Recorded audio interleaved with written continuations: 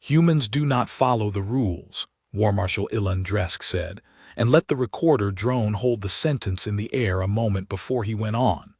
The stenograph light on its belly pulsed amber, patient, waiting for whatever came next to be worth writing down. Dresk had planned to soften the line. He did not soften it.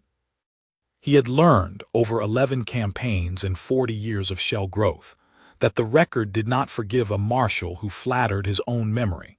And so he let the sentence stand bare and moved into what came after it, because the sentence alone, without what he had seen, was a lie by omission.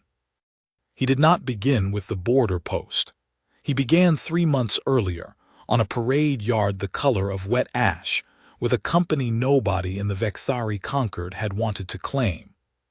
The 3rd Composite Auxiliary Company stood in 4 ragged lines under a sky the color of a healing bruise, and even a first-year cadet could have told you, without consulting a single manual, that the formation was wrong.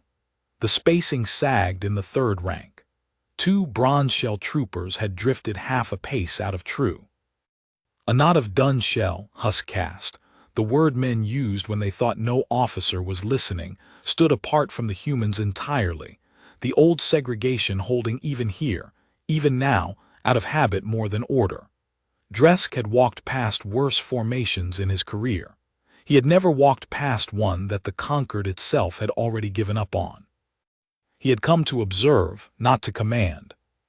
That was the arrangement Inspector General Bellick Thrask had made plain to him the night before, standing in the doorway of Dresk's billet with his vent glands drawn tight and pale, the color they went when Thrask disapproved of something before it had even happened. "You will watch the human," Thrask had said. "You will write down what he does. Nothing more." Dresk had not asked why it needed to be him. He suspected he already knew. His name on a report meant something, still, to the officers who read them, and Thrask wanted a name that meant something attached to whatever this ended up being. The human arrived 4 minutes late, which was itself a kind of violation, though Dresk noted with private interest that he did not hurry to make up the time. He walked onto the yard at his own pace, a young man, sandy-haired, sun-marked at the jaw the way frontier postings marked a face, wearing a field coat with the auxiliary insignia sewn crooked at the collar, as if whoever had issued it hadn't cared enough to check. Lieutenant Eli Marsh, 26 years old, according to the file Dresk had read on the transport in. Busted down from a captaincy track 18 months prior for an incident logged only as unauthorized withdrawal under fire, Rill Corridor. No further detail. Dresk had read enough personnel files to know that a report that thin around a career-ending event was hiding something, and he had already begun to suspect what. Marsh stopped in front of the company and looked at it for a long moment without speaking. Then he said in a voice pitched to carry but not to impress, "Break it up. Sit down, all of you, right where you're standing." Nobody moved. Nobody in a Vekthari formation moved without a command that matched something they had drilled, and this command matched nothing. "That's an order," Marsh said, and there was no heat in it, only patience, and the company, human and Vekthari both, folded down onto the ash-colored ground in a ragged scatter that would have gotten every one of them written up under any doctrine Dresk had ever served. Dresk's vent glands prickled with the first stirrings of the acrid musk that meant, in his own body's honest language, disapproval. He kept it off his face. Vekthari faces did not do much on their own, no muscle beneath the plate to smile or scowl with, but the scent gave a man away regardless, and Dresk had spent 40 years learning to breathe shallow around officers. He wanted to read less than he wanted to be read. Sergeant Vray Osk, the highest-ranking Husk caste soldier in the company, sat with the humans instead of at the specified distance behind them, and nobody stopped him. Dresk wrote the first line of what would become a very long report. Lieutenant Marsh dismissed drill formation without cause on his first address to the company. Caste separation was not enforced. No corrective action taken. "My name is Marsh," the lieutenant said. "I know what this unit's been called. I'm not going to repeat it." I've read every one of your files, every write-up, every court-martial that didn't stick and every one that did. I know what you were told you are." He paused, and his eyes moved once across the whole seated mass of them, unhurried. "I don't care what you were told. I care what you can do in 6 weeks, because in 6 weeks the Concord is going to run a live evaluation on this company, and if we fail it, most of you go to the mining conscript pool and I go back to wherever they keep officers they've decided to forget about. So we're not going to fail it." A bronze shell trooper near the back made a sound low in his thorax, the click and drag of Vekthari laughter, sharp with contempt. Marsh didn't look for who'd made it. "Funny," he said. "Laugh later. Right now I want to know who among you can actually shoot, who can actually navigate, and who's been carrying dead weight because nobody ever asked." "Sergeant." He looked at Vray Osk, and used the name printed on the man's own service tag rather than the caste designation regulation required. "Osk, you've got 11 years in this company, longer than anyone standing here including me. Tell me who's good." Vray Osk's mandibles clicked once, a short, surprised sound, the sound of a man who had spent 11 years never once being asked that question by an officer.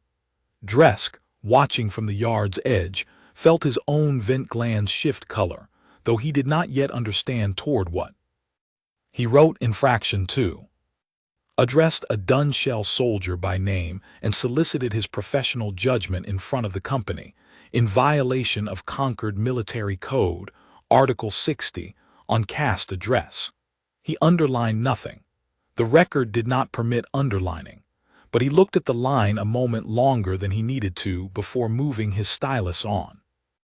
That evening, in the mess hall assigned to the composite company, a low prefabricated shed at the edge of the camp, deliberately set apart from the main dining hall where the Concord's proper line Regiment's 8 Dresk observed the second infraction, and it troubled him more than the first, because it was quieter, and quiet things had a way of outlasting loud ones. The mess hall had 2 serving lines by long custom, one for shell-cast Vekthari, one for Dunshell, with humans folded wherever the quartermaster of the week decided they belonged, usually last. Marsh walked in, looked at the 2 lines, and without any announcement at all simply pulled the dividing rope down and coiled it over his arm like a man clearing a fence line on a farm. Then he sat at the end of the nearest table, the one nearest the door, which by the old unspoken order was the table reserved for Dunshell soldiers, because it was farthest from the warmth of the cookfare. "Sir," said a young bronze-shell corporal, hesitant, "that's the—" "I know what table it is," Marsh said, pulling a tray toward him. "It's got a chair open." By the second week, the whole company ate at whichever table had room, and Dresk noted that the fights he had expected, and there should have been fights, caste friction did not dissolve because an officer willed it, did not come the way he'd braced for. There were mutters. There was one shoving match between a bronze-shell private and a human private that Marsh broke up by standing between them and saying almost nothing, just waiting with his arms crossed until both men ran out of anger to spend. But there was no riot, no formal grievance filed by the shell-cast soldiers, which surprised Dresk more than anything else he had yet seen, until he understood why. Shell-cast soldiers assigned to the composite company were themselves the Concord's discards. Washouts from proper regiments, men with black marks of their own. They had less caste pride to defend than Dresk had assumed, because the Concord had already told each of them, in its own quiet bureaucratic way, that they did not matter enough to be worth defending. Marsh had been handed a company of men the Concord had already given up on twice, once by birth caste, once by failure, and he was the first officer any of them had met who did not seem to hold either fact against them. Dresk wrote that down too in language flatter than his private thoughts, because the record did not permit private thoughts, only what could be verified. Infraction 3, dissolution of mess hall caste separation, no formal grievance recorded. Unit cohesion, observed, is atypically high for a punitive assignment company. He read the sentence back once it was written, and felt the beginnings of an unease that had nothing to do with doctrine at all. On the second day, before Colonel Core ever climbed the gallery stairs to make her opinion known, Dresk watched Marsh handle a smaller matter that never made it into any formal complaint at all, though Dresk judged, watching it, that it explained more about the lieutenant's method than either infraction he had already logged. The company's morning muster included a report from the supply sergeant on outstanding kit deficiencies, and it fell, by the accident of alphabetical rotation, to a human private named Rook Callan to read the tally aloud in front of the assembled company: 19 line items, boot sizes and cold weather liners and rifle sling replacements. Nothing that should have troubled a soldier capable of holding a rifle steady at 400 meters. Callan opened his mouth to the first line item and the words would not come. Dresk had seen it before, in human recruits and occasionally in Vekthari ones whose vent glands seized under a particular flavor of public scrutiny.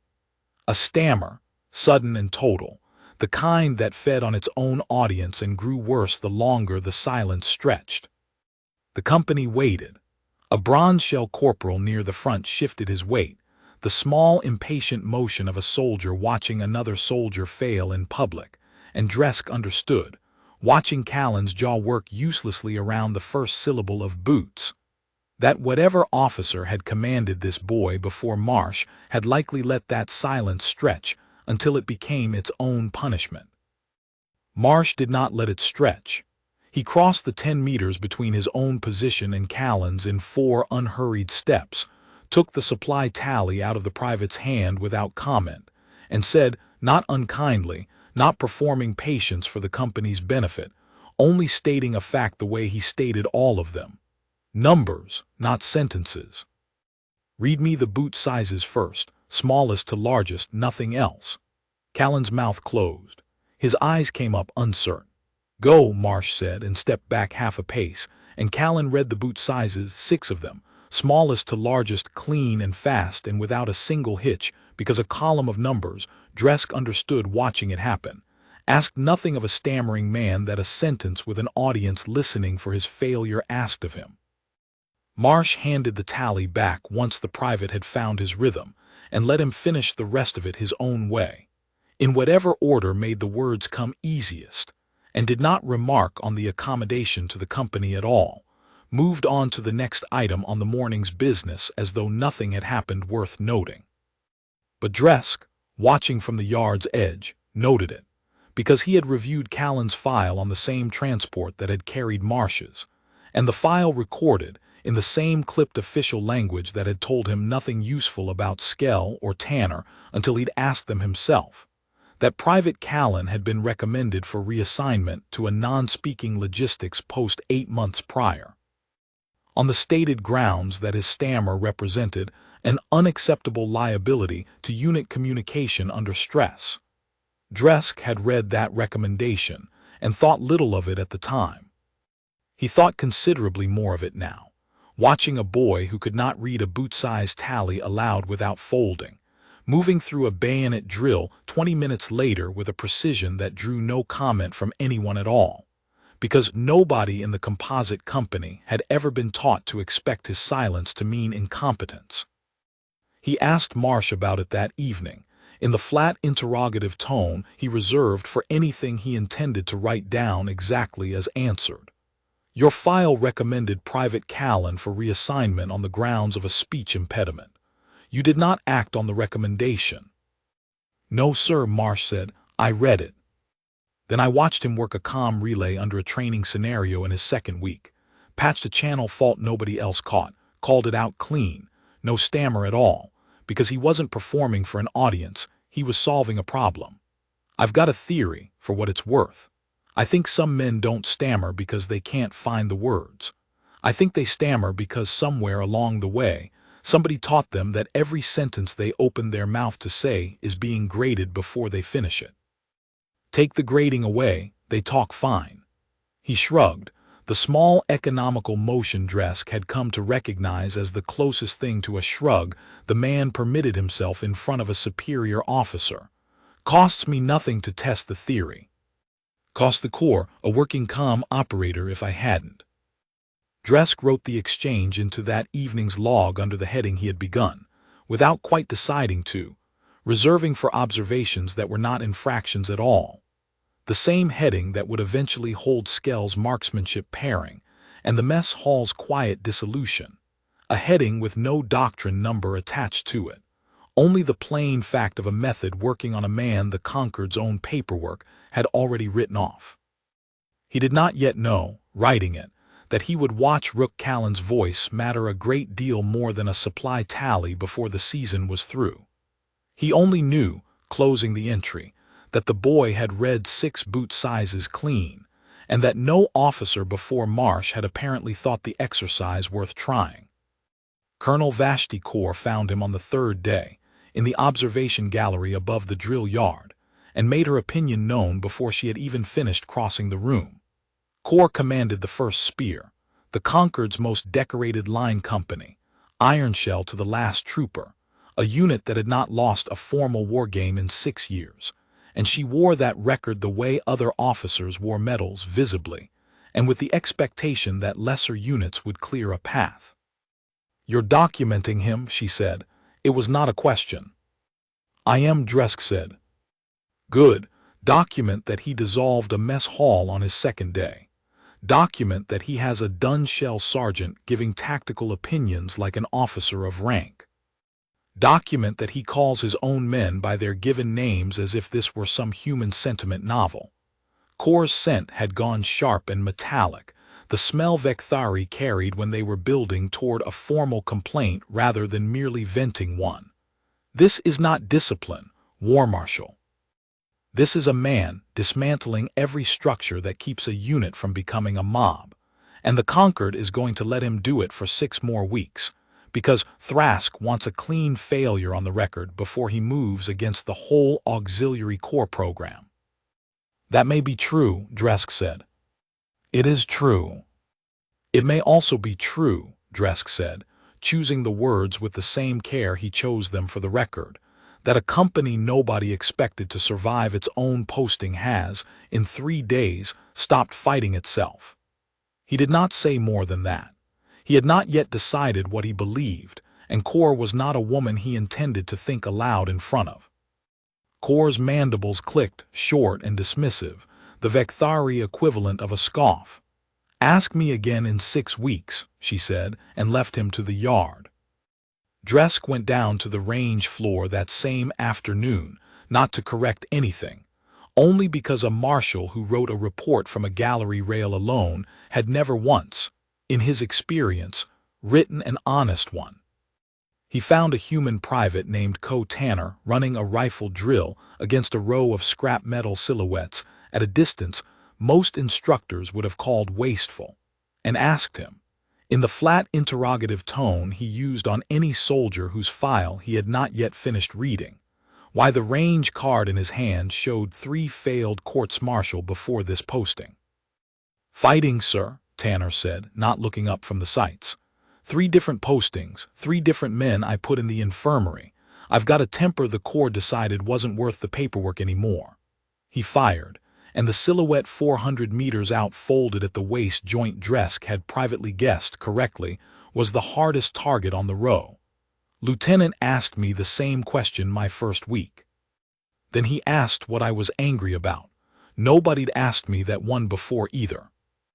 Beside him, a young Caste trooper named Skell, barely past his 2nd molt, by the look of the still tender plate along his lower thorax, was working the same drill from the paired position, calling ranges aloud in the clipped dun-shell cadence, while Tanner adjusted his aim off the calls without either of them breaking rhythm to discuss it. Dresk had reviewed 100 marksmanship pairings in his career. He had never reviewed one where a caste soldier's voice carried the authority in the exchange, and a human soldier simply took the correction without comment, the way a soldier takes a correction from anyone worth listening to. "Your sergeant tells me you were slated for the mining conscription pool before this company took you," Dresk said to Skell. "Yes, Marshal." Skell's mandibles held very still, the wary stillness of a dun-shell soldier unused to being addressed directly by an officer of rank. Failed my second Lattice assessment. Wrong reflex timing for formation spacing, they said. And now I call range for a man who can't smell wind shift the way I can, and he shoots straighter than anyone else in the company because of it, Skell said. And something in his tone, careful as it was, carried a flicker of the pride Dresk had rarely heard from Husk caste soldiers speaking of their own competence rather than apologizing for its absence. Nobody ever asked what I was good at either, Marshal. They only ever asked what I'd failed.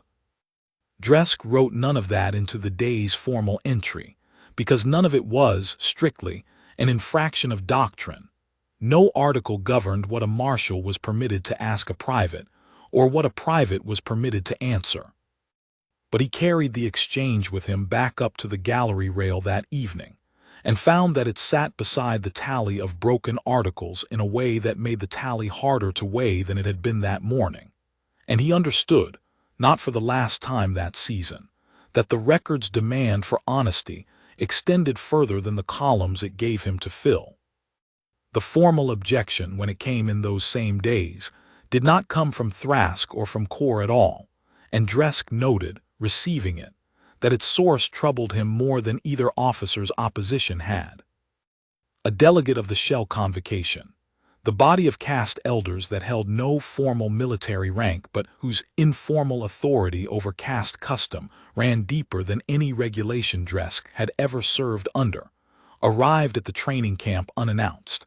In the plain gray travel wrap, elders wore to signal that they came to observe rather than to be honored.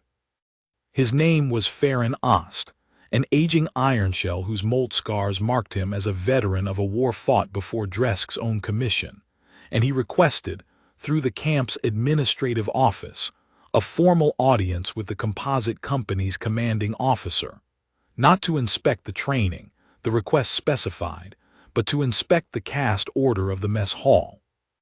Marsh received him without ceremony, on the drill yard rather than in any office, which Dresk understood, watching Ost's mandibles register the breach of protocol, was itself a kind of answer before a single word passed between them. "I am told," Ost said, in the slow formal cadence convocation elders used for matters they considered beneath argument but above ignoring, "that you have dissolved the caste service order in your company's mess hall. That Dunshell soldiers sit at tables custom reserves to shell caste rank, and eat before shell caste soldiers have been served, in violation of an order this Concord's castes have kept for longer than your species has possessed the technology to leave its own solar system." "That's accurate," Marsh said. "You do not deny it." "No reason to. I did it on my second day, and I'd do it again tomorrow." Marsh's tone carried none of the defiance Dresk half expected the man to reach for in front of an elder whose authority answered to no regulation at all, only the same flat patience he brought to everything. "I'm not asking your convocation to change its custom for every mess hall in the Concord, sir. I'm telling you what I did in mine, and why. I've got Dunshell soldiers who catch a wind shift before a human's optics do, and shell-cast soldiers who can't hit a target past 200 meters without one calling the range for them. I don't have room in 6 weeks to feed one line before the other, and hope the ones who ate last still have the strength to run the drill that keeps them alive."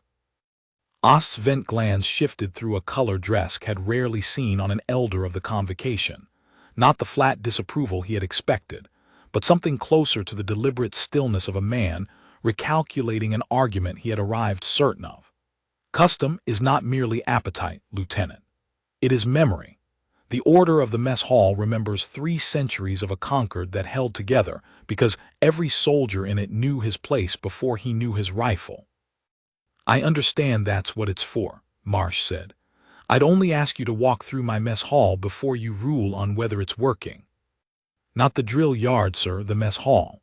Watch who sits with who by choice, not by order 6 weeks in." He did not press further than that, did not argue the elder's premise or defend his own, only let the invitation stand, and Dresk understood, watching Ost weigh it, that the lieutenant had learned something in his 18 months since real corridor that Dresk himself had needed 40 years to learn properly. That the strongest argument a man could make was sometimes simply to let the facts stand where an observer could see them unfiltered. Ost walked through the mess hall that evening, unannounced and unescorted, and stayed longer than his stated purpose required, and Dresk, watching from the doorway, because he had made a private habit by then of watching whatever might end up mattering to the record, saw the elder stop beside the table nearest the door, the one custom had once reserved for dun-shell soldiers seated farthest from the cookfire's warmth, and find it occupied that evening by a mixed cluster of bronze shell and human privates arguing, with the particular animated looseness of soldiers off duty, over a hand of cards. None of them seemed to be playing by identical rules. Ost did not rule that night, and did not summon Marsh again before the convocation's silence on the matter became, by the season's end, its own kind of answer, no formal objection filed, no custom invoked to overturn what 6 weeks had already reordered on its own. But Dresk wrote the visit into the record in full, because Thrask's office would want to know a convocation elder had come and gone without ruling against the lieutenant, and because Dresk had begun to understand, watching institutions larger and older than any single officer's career weigh what this company had become, that the season's true verdict was being written in rooms and doorways far quieter than the review chamber where it would eventually be read aloud. Dresk did ask again, though not of her. He asked himself, every evening for the next several days, standing at the gallery rail with his stylus loose in his claw, watching a company that should not have functioned begin, in small and irritating increments to function. He watched Marsh run drills that matched no Lattice pattern in the Concord's training manuals, pairing a human soldier's nitoptic goggles with a Husk caste soldier's scent tracking in the dark, so that the pair moved as one sensor where either alone would have moved half-blind. He watched Marsh let Vray Osk run a squad-level exercise from start to finish without correction, then critique it afterward the way one officer critiques another, not the way a superior corrects an inferior caste.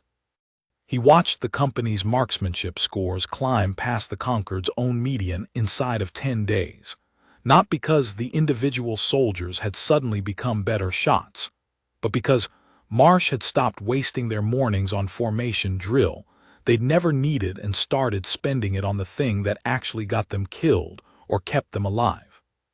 He wrote all of it down, infraction by infraction, because every one of it was, by the letter of Concord doctrine, an infraction. And every evening, closing the day's entry, Dresk found himself adding a line he had not been asked to add, a line that was not evidence of wrongdoing at all, only observation, because the record did not permit him to leave out what he had actually seen. The company's morale, by every measurable standard available to this observer, is rising. The 11th night gave Dresk the clearest proof yet, though it did not come from a trial the Concord had scheduled at all. Marsh ran the company through a live-terrain infiltration exercise of his own devising, a 2-kilometer approach across broken ravine country in full dark, no illumination stakes, no drone overwatch, only the company's own eyes and ears, and whatever training 6 weeks had actually put behind them. Dresk had not been told the exercise would happen. He learned of it only because he had taken to walking the camp's perimeter after the mess hall closed, a habit he had adopted without quite admitting to himself why, and found the composite company's barracks dark and empty an hour past the posted curfew. He followed the company out on foot, unannounced, because a marshal who wrote his report from a warm office was not a marshal Dresk intended to remain. He found them a kilometer out, strung along the ravine's lip in pairs, moving with a discipline that had nothing to do with the Lattice and everything to do with 6 weeks of a lieutenant who insisted every pairing be built around what each soldier actually saw in the dark, rather than what a manual assumed they should see. It was there that Dresk watched a young human private named Rook Callan, barely past his 19th naming day, by the file Dresk had read on the transport in, a boy with a stammer that vanished entirely the moment he was given a task instead of a conversation, lose his footing on a shelf of loose shale 8 meters above the ravine floor. Callan did not cry out. Vekthari night drills had taught every soldier that much, at least. A fall announced was a fall that killed the whole squad, not just the man falling. He went over the edge in total silence, and it was Skell, the same young caste trooper Dresk had watched call range for Tanner on the marksmanship line weeks before, who caught him, not with his hands, which would have taken both men over together, but by dropping flat and hooking one clawed foreleg through Callan's harness strap in the half-second. The human had to fall past him, arresting the drop hard enough to crack 2 of Skell's own carapace plates along the joint, and leave the young Dunshell trooper hissing through his mandibles for the rest of the exercise, rather than admit the pain aloud. Dresk wrote none of it into the day's formal entry, because the exercise itself was, strictly, unauthorized. No article of Concord doctrine permitted a training officer to run live-terrain maneuvers without a filed exercise plan and a medical officer on standby, and Dresk understood, watching from the ravine's far lip with his stylus for once entirely still in his claw, that if he recorded the drill at all he would be recording an infraction large enough to end the 6 weeks early. He chose, for the first time in his career, to let an evening pass unwritten, and told himself it was because the injury was minor and the drill's outcome.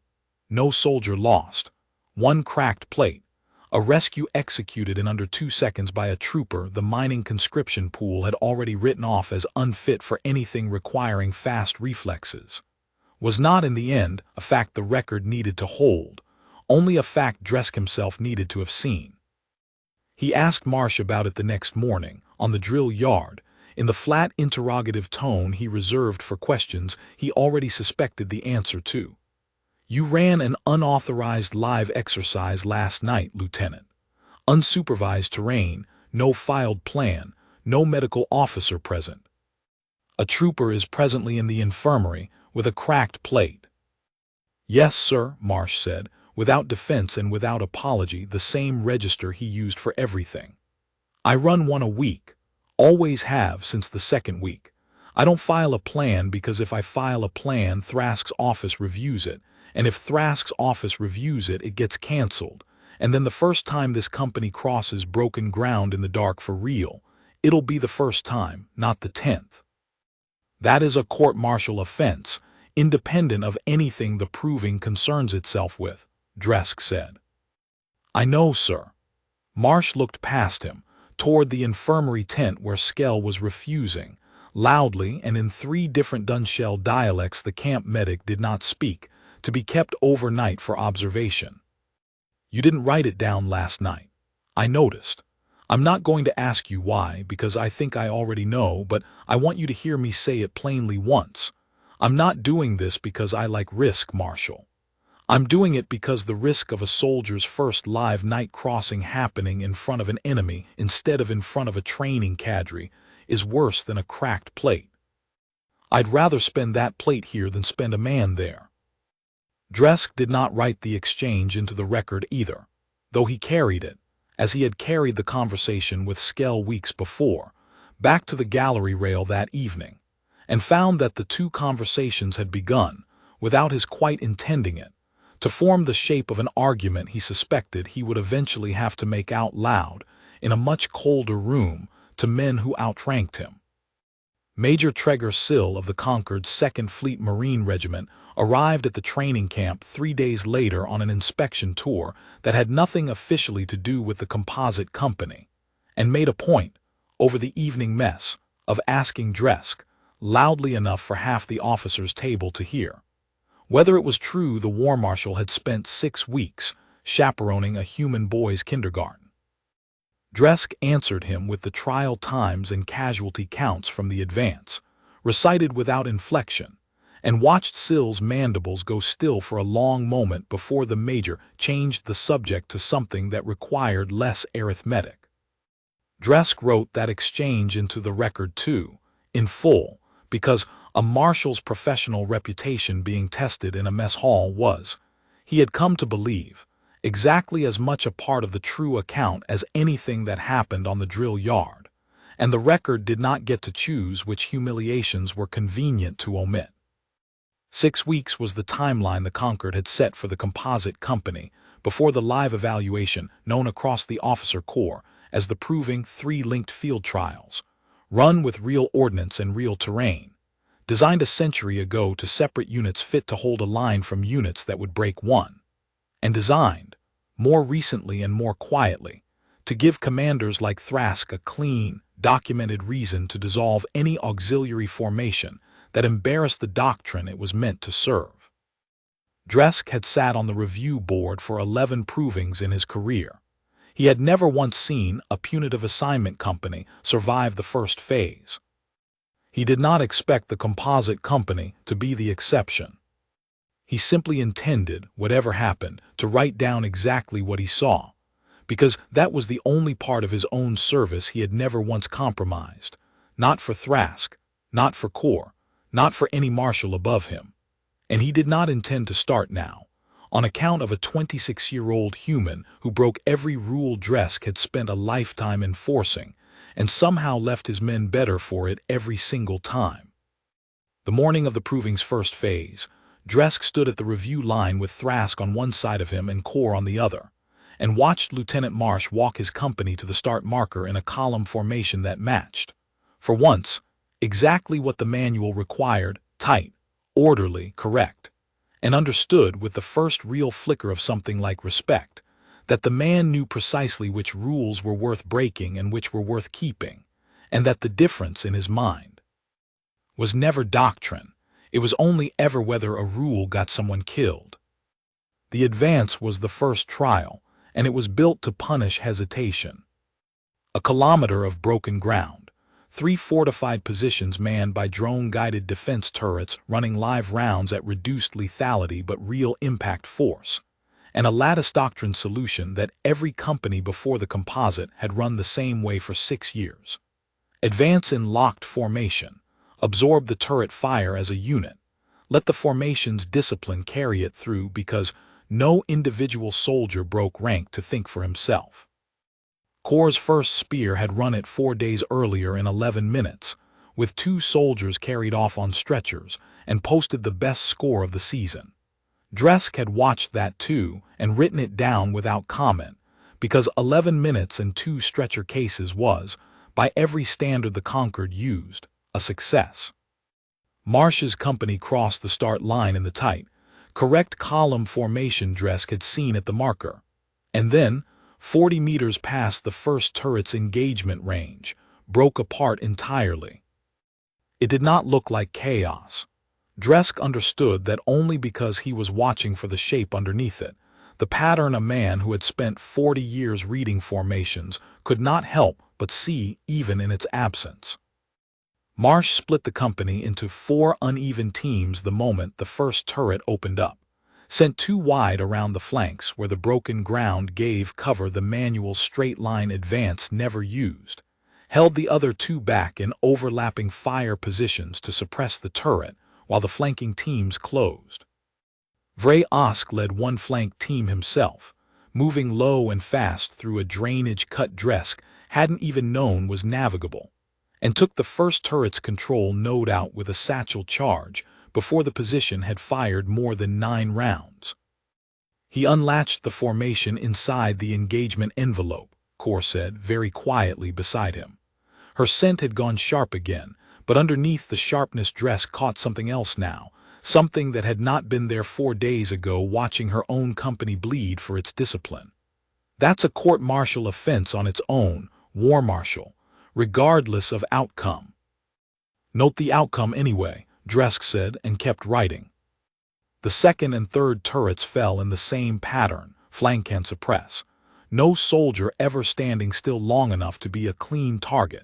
No formation ever holding a shape the defense algorithms had been trained against for 6 years of identical Lattice advances. The composite company crossed the trial's finish marker in 7 minutes 40 seconds, faster than the first spear's record, with no soldier carried off the field and only 1 minor impact injury logged, a bruised collarbone that the company medic cleared inside an hour. Dresk wrote the time down. He wrote the casualty count down. Then he sat for a long moment with his stylus still, because the next line was the one that mattered, and he made himself write it exactly as true as the rest. Infraction, formation unlatched under live engagement, advanced trial, confirmed. Result: 0 critical casualties, trial time 7 minutes 40 seconds, fastest recorded score in 6 seasons of evaluation. Thrask read the line over his shoulder without asking permission, which was itself a small breach of protocol Dresk chose not to remark on. The Inspector General's vent glands had gone the pale, tight color Dresk had come to associate with him, and stayed that color for a long moment before Thrask spoke. "The time is irrelevant," Thrask said. "The doctrine exists because formation discipline saves lives across 100 variations of engagement, not one favorable trial run against a static target. You will note in your report that this result does not validate the method. It validates only that the method worked once, against turrets, on ground the lieutenant had scouted in advance." "I will note what I observed," Dresk said. "I observed a result. I am not qualified to certify a doctrine's failure from one trial, Inspector General, and I said as much in my log. But I am not going to write that 7 soldiers walked off that field on their own legs instead of being carried and call it irrelevant." Thrask was not finished. He summoned the range's chief adjudicator, an elderly bronze-shell logistics officer named Pharaoh Osek, who had scored provings for 2 decades and disliked, by long reputation, being made to render a judgment on his feet and put the objection formally.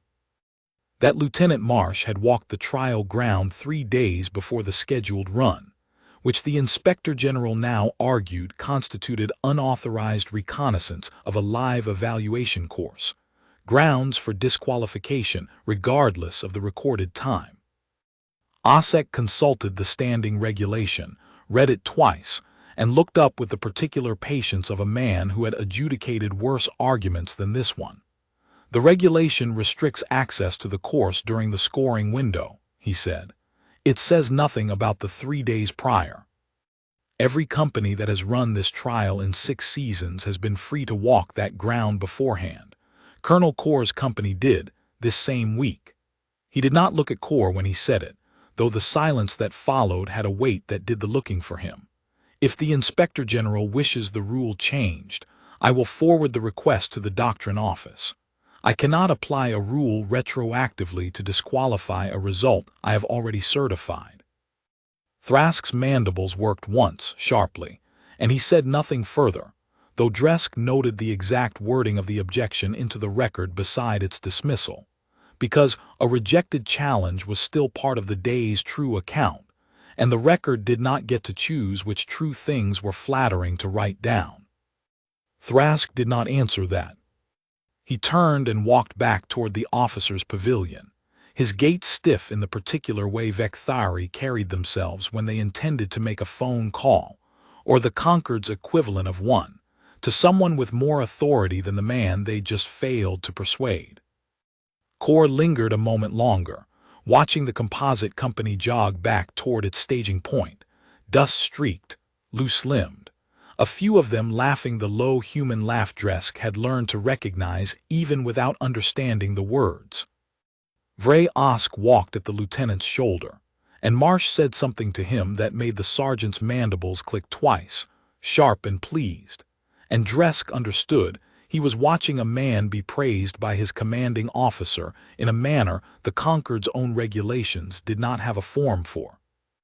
"He got lucky with the ground," Corr said finally. "He scouted the ground for 3 days before the trial," Dresk said. "That is not luck, Colonel. That is preparation the rest of us did not think a punitive company capable of." Corr said nothing to that, but she did not argue it either, and when she walked away her scent, for the first time since Dresk had known her, carried no trace of the sharp metallic edge that meant she was building a complaint. It carried only the flat, unreadable neutrality of an officer thinking harder than she wanted anyone to see. In the 4 days between the advance and the hold, the camp did what camps always did after a result nobody had predicted. It talked. Dresk heard the talk from every direction, in the officers' mess, in the supply queue, in the clipped exchanges of runners passing messages between commands that had no formal reason to discuss a punitive auxiliary company at all. Most of it was skepticism dressed as caution. Some of it, to Dresk's quiet surprise, was something closer to appetite. A handful of junior officers from other companies, Bronze Shell and Iron Shell both, finding excuses to walk past the composite company's drill yard in the evenings, watching the pairing drills with the particular attention of men, calculating whether a method that worked once might be worth stealing before anyone senior forbade it. Thrask, for his part, spent the 4 days doing what Dresk had come to recognize as the Inspector General's version of pacing. Filing formal requests to 3 separate doctrine committees for clarification on Article 41's precise wording, requests that Dresk understood, reading the copies routed to him as evaluator of record, were not seeking clarification at all, but building a paper trail that would let Thrask argue after the fact that the whole trial's outcome, whatever it turned out to be, had been evaluated under doctrine already flagged as ambiguous, and therefore did not set precedent either way. Dresk noted the maneuver in his log without comment, because a marshal's job was to record a man's actions, not adjudicate his motives, though he found himself, for the first time in 11 years of knowing Thrask, uncertain whether the Inspector General was protecting the Lattice or protecting himself from having been wrong about it. Major Sill did not let the advance trial's result pass without an answer of his own, and the answer he chose, that same week, arrived dressed as routine readiness testing, rather than the challenge Dresk understood it to be from the moment the request crossed the camp's administrative desk. Sill's request cited a standing regulation permitting any regimental officer to call a joint field assessment between his own unit and any company sharing a training range, ostensibly to verify interoperability before a live rotation. The same regulation, Dresk noted reading the filing, that had sat unused in the camp's records for the better part of a decade. Because no officer had previously found reason to invoke it against a punitive auxiliary company, nobody senior enough to care had ever bothered to test. Sill proposed a joint patrol exercise, his own 2nd Fleet Marine platoon paired against a composite company squad in a simulated contested corridor scenario, adjudicated live, scored publicly, days before the whole trial was due to run, timed, Dresk understood without needing it explained, to either blunt the composite company's momentum before its second trial, or, if it went the way Sill clearly expected, to hand Thrask a public embarrassment large enough to end the whole program without waiting for the High Council at all. Marsh read the request over Dresk's shoulder in the camp administrative office, where Dresk had gone specifically to be present when the filing arrived, because he had learned across 6 weeks that composite company's business had a way of becoming his business whether he sought it or not. "He wants a fight he thinks he'll win," Marsh said without heat, the same flat register he brought to everything. "Fine. I'll give him the exercise. I won't give him the fight he's picturing." Dresk asked what he meant by that, and Marsh did not fully answer until the exercise itself, run the following afternoon on a stretch of broken ground at the range's northern edge, made the answer plain enough that no explanation was needed. Sill's Marine platoon ran the corridor scenario exactly as their own doctrine prescribed, aggressive, fast, textbook clean, and Marsh's squad, 6 soldiers under Sergeant Osk's direct command with Marsh observing rather than leading, did not attempt to outrun or outgun them at all. They yielded the corridor's contested middle ground within the first 2 minutes, fell back to a covering position, and let Sill's platoon advance into ground that put the Marines' own flank exposed to a route Osk squad had scouted on foot the evening before, not to win the scenario outright, which the adjudicator scored in the end, a narrow draw rather than a composite company victory, but to demonstrate, with a restraint that left Sill visibly unsettled in a way an outright loss would not have. That 6 soldiers under a Dunshell sergeant's command could read a Marine platoon's own doctrine well enough to neutralize its advantage without needing to humiliate the men running it. You could have beaten him outright, Dresk said afterward, finding Marsh at the exercise's edge, watching Sill's platoon withdraw in a silence considerably less confident than their arrival. Osk's flanking route was there to take. You chose the draw. I chose not to hand Thrask a second reason to end this before the whole trial, Marsh said. A draw against a Fleet Marine platoon reads as competence. A rout reads as a threat, and men who feel threatened stop weighing evidence and start weighing pride instead. I've watched that happen to better officers than Sill. He watched the Marines' transport pull away across the range, and added in the same unhurried tone, besides, beating a man who came looking for a fight doesn't change his mind. It just teaches him to come back better armed next time. I'd rather he went back to his regiment with a question he can't quite answer than a grudge he can. Sill filed no formal complaint after the exercise, and made no further comment to Dresk over any subsequent mess hall table, and Dresk noted the silence itself into the record, because a man who had arrived loud enough for half the officers' table to hear him, and departed saying nothing at all was, in Dresk's 40 years of reading, exactly that kind of quiet, a man reconsidering something he had been certain of the week before. Vray Osk found Dresk on the second of the 4 days, at the gallery rail, an hour after the evening drill had ended, and stood beside him without speaking for long enough that Dresk finally lowered his stylus and looked at him directly, an invitation the sergeant had clearly been waiting for and would not have taken without it. "You've been writing about us for 6 weeks, Marshal," Osk said. His Dunshell dialect had softened over the weeks into something closer to the cadence Dresk used himself, though Dresk suspected that was less Osk changing and more Dresk's own ear adjusting to hear him properly for the first time. "I've read every incident report posted on the company board. You don't flatter us. I want to ask you something, and I'd rather ask a man who writes down the truth than one who tells me what I want to hear." "Ask it," Dresk said.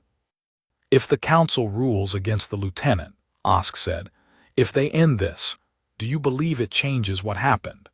Do you believe 11 years of being told I was fit only for the mining pool becomes true again, just because a committee votes it back into place?"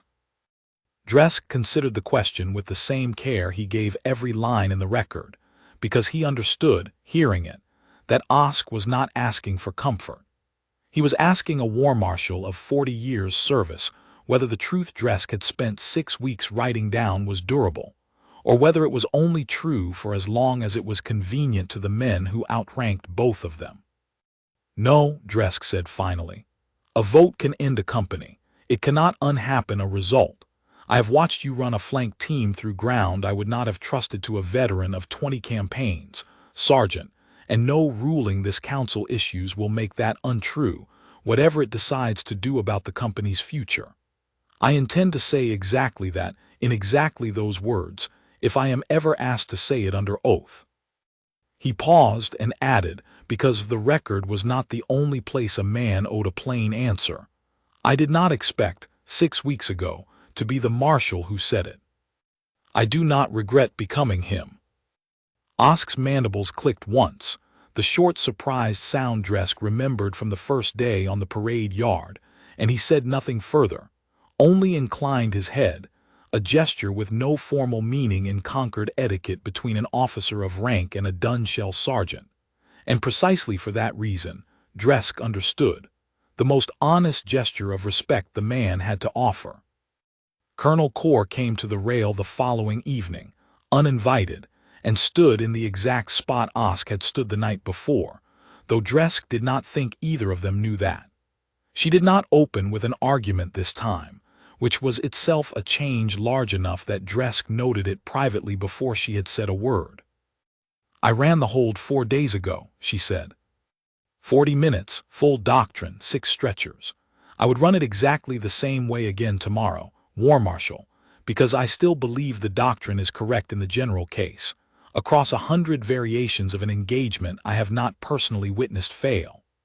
She looked out at the darkened drill yard, where a single lamp still burned over the composite company's motor pool, some late maintenance detail working past curfew by their own choice rather than an order.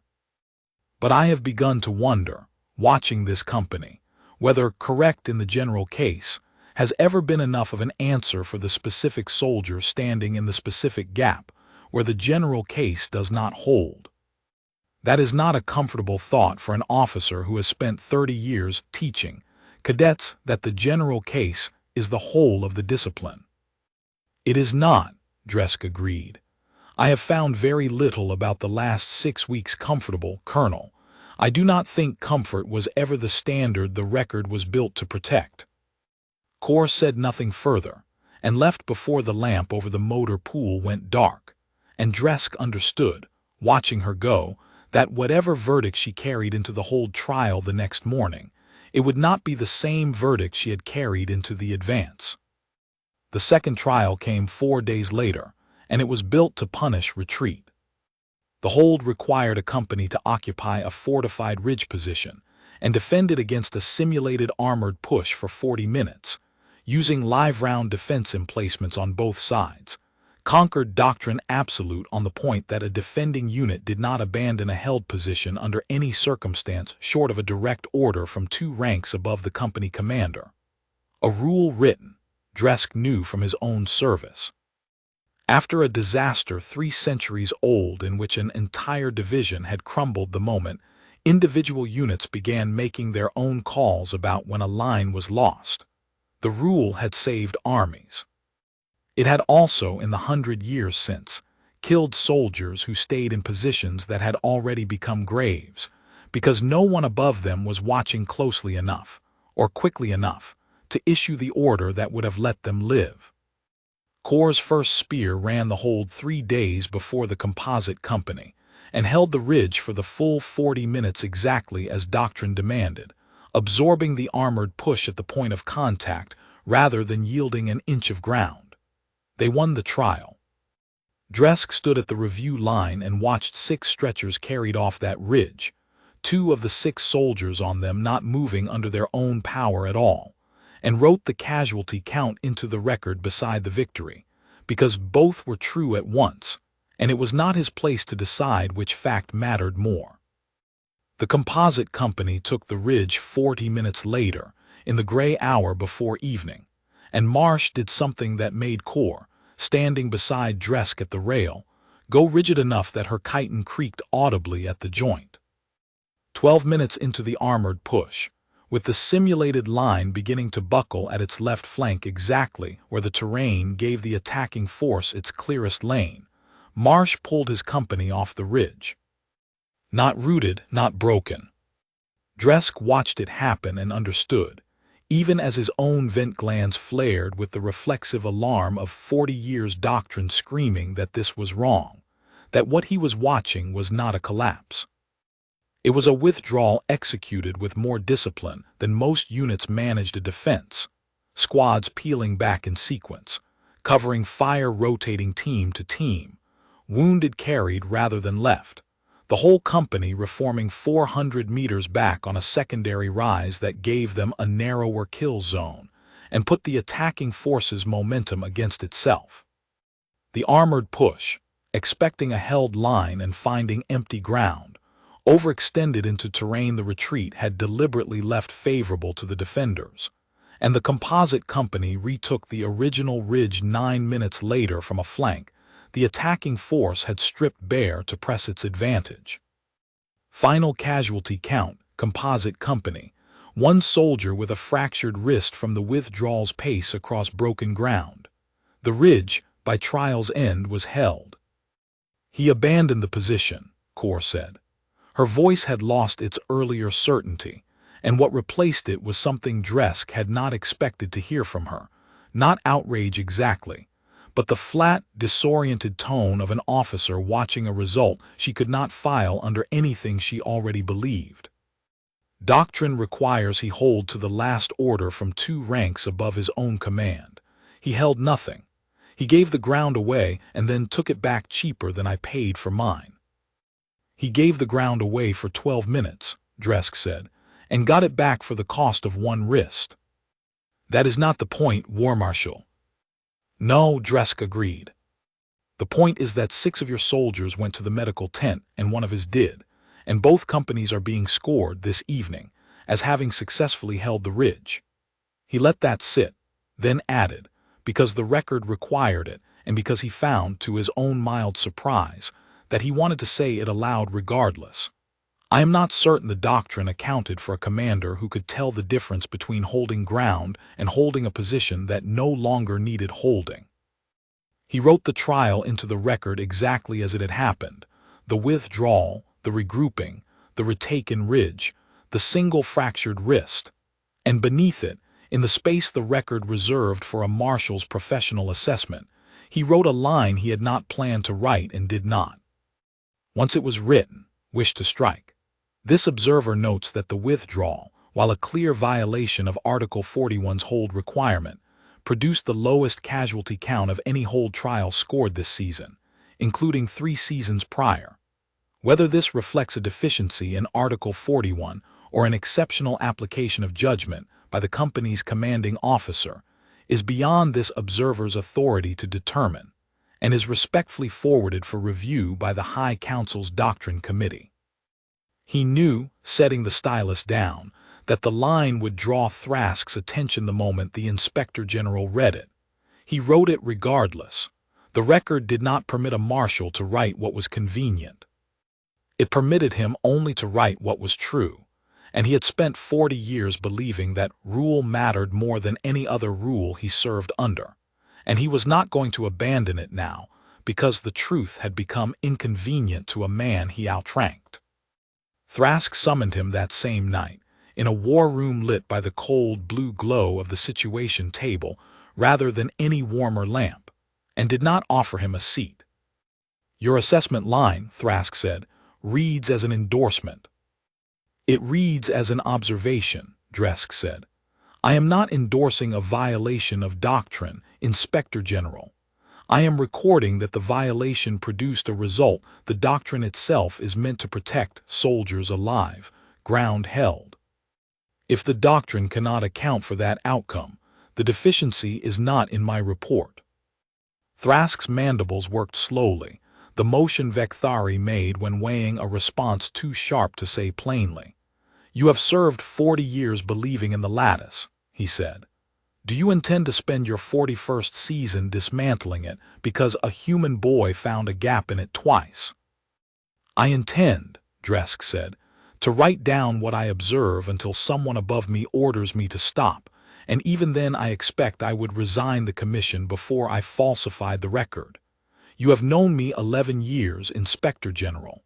You know that is true. Thrask did not answer that either, not directly. He turned instead to the situation table, where a hard light projection of the border sector flickered the training range, and beyond it, 60 kilometers east, the thin blue line marking Kessel Watch, a Concord border post facing the demilitarized buffer the Scarrow Raider clans had probed 11 times in the past 2 years, none of them serious, all of them logged and forgotten by commands too far from the border to feel the weight of them. There is a third trial, Thrask said, the extraction. It was scheduled to run on this range in 9 days. I am moving it to Kessel Watch instead, under live rotation, because the Council wants the composite company's final evaluation conducted under conditions closer to genuine deployment before it rules on the Auxiliary Corps program's future. His scent had gone very still, very controlled, and Dresk understood that Thrask believed he was delivering a death sentence dressed as an administrative decision. The Scarrow have been quiet 11 months. It will be a clean, real-world drill. And it will be the last chance for this company. And this method, to fail somewhere the Council cannot dismiss as a favorable trial run against a static target. And if it does not fail, Dresk asked. Then write that down too, Thrask said, and there was, for just a moment, something almost like weariness under the Inspector General's rigid formality, the sound of a man who had spent his whole career believing in a structure and was watching, against his own will, the first crack open in it. "I am not asking you to lie, Warmarshal. I have never asked you to lie. I am only telling you that I expect the border to tell the truth the range trials have not." Dresk left the war room and did not go directly to his own quarters. He walked instead to the composite company's barracks, a low prefabricated shed no different from a dozen others scattered across the camp, except for the mismatched insignia over its door, and found most of the company already asleep, packs staged and rifles racked for the transport out at first light. Tanner was awake at the far end, oiling a rifle he had already cleaned twice, and Skell sat beside him on an overturned crate, the cracked plate along his thorax bound in a medic's wrap. He had clearly been told to leave alone and clearly had not. "Marshal," Tanner said, not quite surprised, the way a soldier greets an officer he has stopped expecting to intimidate him. "Come to inspect the packing." "I came because I found I did not want to write tonight's entry from memory alone," Dresk said, which was true enough that he did not examine it further. He sat, uninvited, on an empty crate across from them, an act that would have been unthinkable to him 6 weeks earlier and now felt oddly like the least remarkable thing he had done all day. "You think it's really going to be scaro out there?" Skell said. It was not quite a question.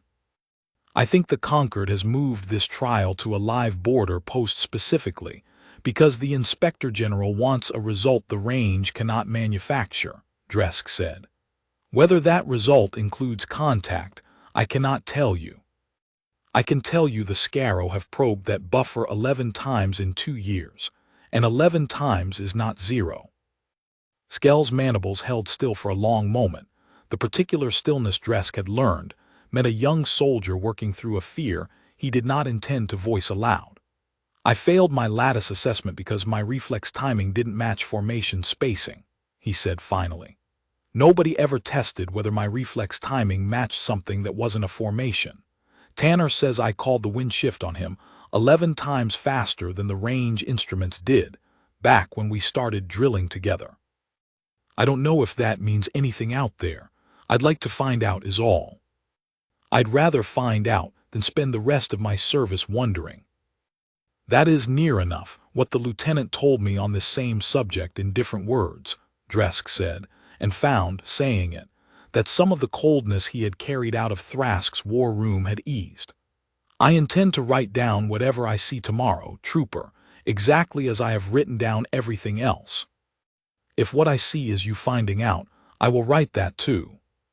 He left them not long after, walking back across the dark camp toward his own quarters, and past the motor pool where the same late maintenance detail from 2 nights before was still, or again, working past curfew on a transport truck suspension by lamplight, unbothered by an officer's presence in a way that would have been unthinkable in any other company he had served. He stood a moment in the cold and watched them work, human hands and Vekthari claws moving around the same axle in a rhythm neither species had been trained into by any manual the Concord had ever issued, and thought, not for the first time that season, that he did not know what to call what this company had become, only that he had run out of doctrine words that fit it. Colonel Kaur did not wait for the extraction trial to make her move. 2 days before the transport to Kessel Watch, she petitioned the regional council delegate for an emergency preliminary hearing to suspend the composite company's evaluation entirely, on the grounds that a program already responsible for 2 confirmed doctrine violations should not be permitted to carry live ordnance into a border rotation before the High Council had ruled on its legitimacy at all. Dresk was summoned to the hearing as the assigned evaluator of record, and found the small chamber crowded tighter than its purpose warranted, word of the advanced trial's time, and the whole trial's casualty count had already traveled further through the officer corps than any training range result usually did. "I am not asking this body to end the lieutenant's career today," Kaur said, standing very straight before the delegate's bench, her scent carrying none of the sharp certainty Dresk had grown used to from her, replaced by something more careful, a woman arguing a position she had begun, against her own preference to doubt in private. I am asking that we not send an unproven method into a live border posting armed with real ordnance before this council has finished deciding whether it is a method at all, or simply two fortunate outcomes strung together by a man willing to gamble with his company's lives to prove a point. Marsh, present at the hearing's request though not required to speak, answered when the delegate turned to him only because the delegate asked directly. "Colonel Corr's not wrong that I'm gambling," he said. "Every officer who's ever put soldiers in front of live fire is gambling. The difference isn't whether I take the risk, it's what I'm weighing it against. My company spent 6 weeks training to read the ground instead of the manual. I'd rather test that where the stakes are real than keep proving it against turrets that already know our pattern." He did not raise his voice, did not appeal past the delegate to the room. "If the colonel wants to suspend us, that's this body's right. I'd only ask that whoever takes our place on that rotation gets the same 6 weeks we had, instead of a manual and a hope." The delegate, a mid-rank iron shell administrator with no combat command of his own, looked between them for a long moment, then to Dresk. "Warmarshal, your recommendation." "I have no authority to recommend suspending or continuing a live command rotation," Dresk said. "I have only the authority to say that I have observed nothing in 6 weeks that suggests this company is less prepared for Kessel Watch than any bronze shell garrison company running the same rotation under standard doctrine, and considerably more prepared than several I have scored in years prior." He let that stand a moment before adding the rest, because it was equally true, and he would not withhold it to spare either side the discomfort of it. "I have also observed 9 confirmed violations of Concord doctrine in 6 weeks, delegate, exactly as Colonel Corr has stated. Both things are true. I am not in a position to tell this council which of them should weigh heavier before the border tells us itself."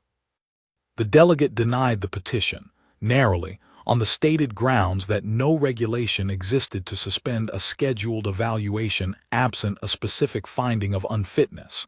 And Dresk noted, watching Corr accept the ruling with a stillness that was not quite defeat and not quite relief, that the colonel had not in the end argued to see Marsh fail.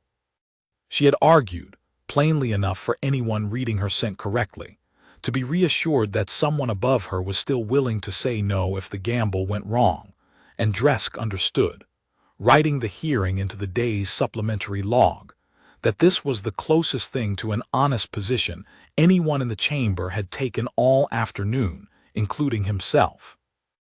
Dresk left the war room that night and stood a long while outside it, in the cold air of the training camp, listening to the low murmur of the composite company's mess shed 100 meters off, laughter carrying thin across the dark, human and Vekthari voices tangled together in a way that still, after 6 weeks, struck him as faintly unnatural and increasingly difficult to call wrong.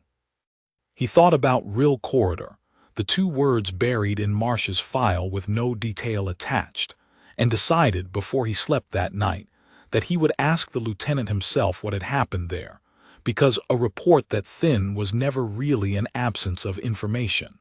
It was a wound someone had decided not to write down.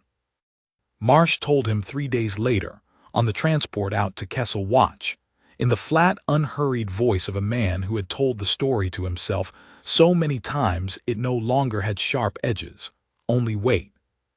His first command, a mixed platoon assigned to a joint listening post, had been ordered to hold a corridor position against a numerically weaker Scarrow probe because doctrine, human doctrine, modeled a generation ago on the Concord's own Lattice principle, adopted wholesale by officers who had never questioned why the Concord's rule existed in the first place, required the position held until relief arrived. Relief had been 4 hours out. The probe had not been weaker than reported. Marsh's captain, adhering to the order, had kept the platoon in the kill zone for 11 minutes past the point Marsh judged it survivable, and by the time Marsh disobeyed a direct order and pulled the surviving third of the platoon out through a drainage culvert the captain had refused to consider, 7 men were already dead who would not have needed to be. They called it unauthorized withdrawal under fire, Marsh said, watching the transport window as the range gave way to open scrubland. That's accurate. I did withdraw, without authorization. I'd do it again tonight if the math came out the same. He looked at Dresk then, and there was nothing performative in it, no bid for sympathy, no plea for the Warmarshal's report to go easy on him. I don't break rules because I like breaking them, Marshal. I've read the Lattice doctrine cover to cover. Most of it's good. Formation discipline wins fights 9 times out of 10. But I watched the 10th time kill 7 men because nobody in that command chain was willing to admit the rule had stopped applying to the ground we were standing on. So now I ask, every time before I follow an order, is this rule keeping my people alive right now, or is it just the rule?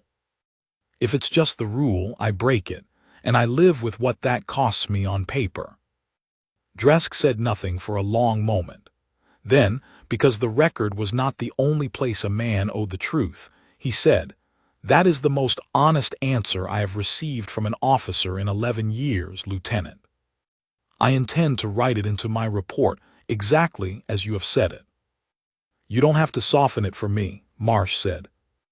"I was not planning to," Dresk said, and found, saying it, that some part of the distance he had been keeping since the parade yard 3 months ago had finally, quietly closed.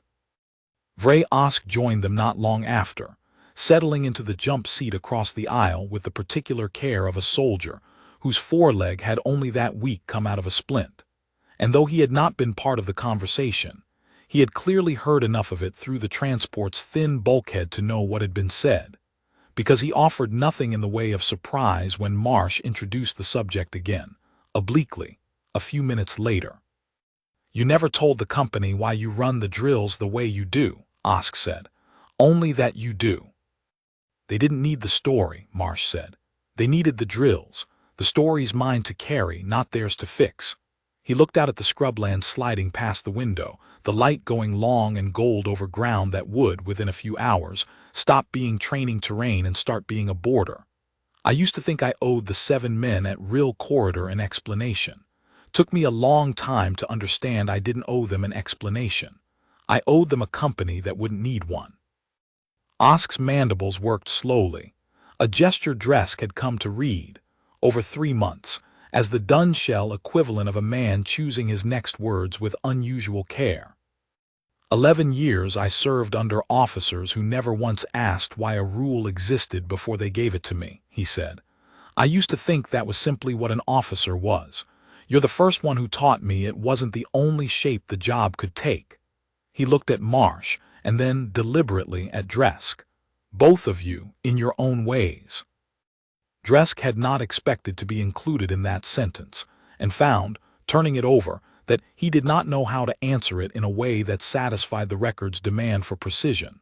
So he answered it instead the way he had begun, in these last weeks, to answer things that mattered more than doctrine allowed for. "I have spent 40 years believing my job was to observe a system and record its failures honestly," he said. "I am only now beginning to understand that observing a system honestly, for long enough, eventually requires deciding whether the system deserves to survive unchanged. I did not choose that requirement, Sergeant. I only stopped pretending I could avoid it." The transport's engine note shifted, the low hum that meant descent, and outside the window the scrubland gave way to the first pale ribbon of the dry river valley that marked Kessel Watch's approach, and none of the 3 men spoke again until the ground came up to meet them. Kessel Watch sat on a low rise above a dry river valley, a cluster of prefabricated bunkers, and a single watch spire ringed by wire and sensor stakes, garrisoned by a rotating platoon of bronze shell regulars under a captain named Ossavel, who greeted the composite company's arrival with the particular chill Dresk had come to expect from officers who had heard the rumors and believed every one of them. The extraction trial's premise was simple on paper. A simulated civilian convoy, moving through the buffer zone under Concord escort, would be staged as ambushed and pinned near the old grain depot 4 kilometers east of the post, and the composite company would run the recovery under evaluator observation, live rounds, reduced lethality, standard proving conditions. It did not stay simulated for very long. The convoy, 3 actual transport trucks, driven by actual quartermaster corps drivers who had drawn the unlucky rotation of playing civilians for the drill, was 600 meters from the depot when the sensor stakes along the buffer's eastern edge lit up all at once, and Captain Vell's voice came over the post-channel flat with a fear that had nothing to do with any drill script. Contact, contact. This is not exercise traffic. I have thermal returns matching Scarrow Raider signatures. Estimate company strength. They are moving on the convoy position. Dresk was in the post's command bunker when the channel opened, standing beside Thrask, who had come out to Kessel Watch himself to oversee the final trials certification. He watched Thrask's vent glands flood pale in an instant, watched the Inspector General's claw hover over the comm panel with the specific hesitation of a man who had spent his whole career trusting a chain of command that had just, in the space of 4 seconds, lost its shape. Vell was pinned at the post with half his platoon on perimeter watch. The drivers were unarmed and exposed 600 meters out. And the only unit within reach of the depot with live ordnance and a commanding officer still capable of issuing orders was the composite company, staged a kilometer south, and, under the letter of Concord regulation, entirely unauthorized to take tactical command of a bronze shell garrison unit even in an emergency, because no human officer held the rank or caste standing to issue orders to Vekthari troops outside his own auxiliary chain. Marsh's voice came over the same channel 11 seconds later, and it was, Dresk noted even in the moment, exactly as calm as it had been on the parade yard 3 months before. Captain Vell, this is Lieutenant Marsh, Composite Company. I'm a kilometer south of your position with 40 rifles and full ammunition load. Your perimeters pinned and your convoys exposed. I am requesting authorization to move on the depot and extract. There was a pause on the channel just long enough for Dresk to hear, underneath it, the distant crackle of real weapons fire, no longer a trial's reduced lethality rounds but the flat, ugly report of live Scarrow ordnance. You have no authority over my garrison, Vell said, strained honest. Regulation article. I'm not asking to command your garrison, Captain, Marsh said. I'm asking you to let me move on the depot before your drivers die waiting for someone with the right caste standing to give the order. I will take full responsibility for the breach. Say yes or say no, sir. I don't have time for the article number. Dresk looked at Thrask. Thrask looked at the comm panel, and for one long second the Inspector General, the man who had spent 6 weeks building a case that this human's methods were a slow unraveling of everything the Lattice existed to protect, said nothing at all. And in the silence Dresk understood that Thrask, too, was weighing the same question Marsh had described on the transport. Was the rule keeping anyone alive right now, or was it only the rule? Do it, Vell said. Go. What followed, Dresk watched from the command bunker's forward observation slit with a field glass in one claw and his stylus, absurdly, still in the other, because some part of him understood even as the engagement began that this was the entry the record would need most, and he was not going to trust it to memory alone. The composite company moved on the depot in the same pattern Dresk had watched them run against turrets 3 weeks earlier, flank teams using the ground, suppression teams holding overlapping fire, human nitoptics and Hus caste scent tracking, paired at the edges of the formation, where the depot's smoke and dust made either sense alone unreliable. Except that the targets shooting back now were not drone-guided turrets calibrated for reduced lethality. They were Scarrow Raiders, low, fast, armored in chitin plates scavenged from a dozen dead species across a dozen dead wars, and they did not run a predictable pattern because Raiders never did. Vray Osk's flank team hit the depot's north corner first and lost a man doing it. A young bronze shell private named Kel Dissa, caught in the open by a raider heavy round before he'd cleared the depot's outer wall, dead before Marsh's medic reached him. Dresk wrote the name down without looking away from the field glass, because a man's name was the least the record owed him, and because he had learned over 3 months that the cost of this method was never absent, only smaller than the cost of the alternative, and a report that pretended otherwise, that turned this company's story into something without a body in it, would have been the first lie he'd told the record in 40 years. Marsh did not stop the advance. He could not have. Stopping in the open ground between the wall and the depot's grain silos would have cost more lives than pressing through it, and Dresk understood, watching, that the lieutenant had made that calculation in under 2 seconds and moved on it without visible hesitation. The same steadiness Dresk had watched him carry across every trial since the parade yard, except now the stakes behind the steadiness were real in a way no trial could simulate. The convoy drivers, 3 unarmed quartermaster corps men who had drawn the day's worst rotation, were pinned behind the lead truck's engine block when the composite company's suppression teams finally broke the raider line's cohesion enough to open a corridor. Dresk watched Marsh himself, not delegated, not held back at a safe remove the way a lieutenant with better career sense might have managed it, go forward with the extraction team, low across open ground with 2 privates covering him, and pull the first driver bodily off the ground when the man's leg gave out from a graze wound that had dropped him mid-stride. It was, Dresk thought, watching, an extraordinary way for an officer to spend himself. It was also, he recognized with the same honesty he owed the record, exactly what he would have written up as reckless insubordination in any other lieutenant's file. An officer abandoning the command position to do a private's job, except that it was not reckless here, because Marsh had spent 3 months teaching this company to run without him standing over every decision. And the suppression teams held their pattern without a single order relayed, while their commanding officer carried a wounded driver 40 meters through open fire. It was Skell, moving along the extraction corridor's northern edge with Tanner's rifle synced to his own scent calls, the way the 2 of them had drilled 100 times on the training range, who caught the raider marksman positioned in the depot's collapsed grain elevator before the man could put a round through the second driver's back. Not by sighting him, because the elevator's wreckage gave no clean line for Dunshell eyes any more than it gave one for human ones, but by catching. Underneath the cordite and dust and blood scent flooding the whole depot, the specific chemical trace of Scarrow weapon coolant venting from a barrel that had been firing too long without a cool-down cycle.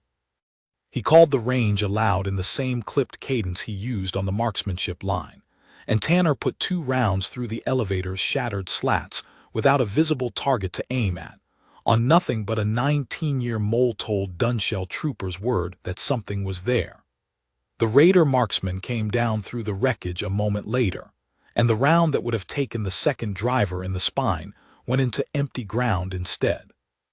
Dresk did not learn the particulars of that exchange until after the field went quiet, when Tanner recounted it to him flatly, without embellishment, the way a man recounts a thing he still does not fully believe he survived.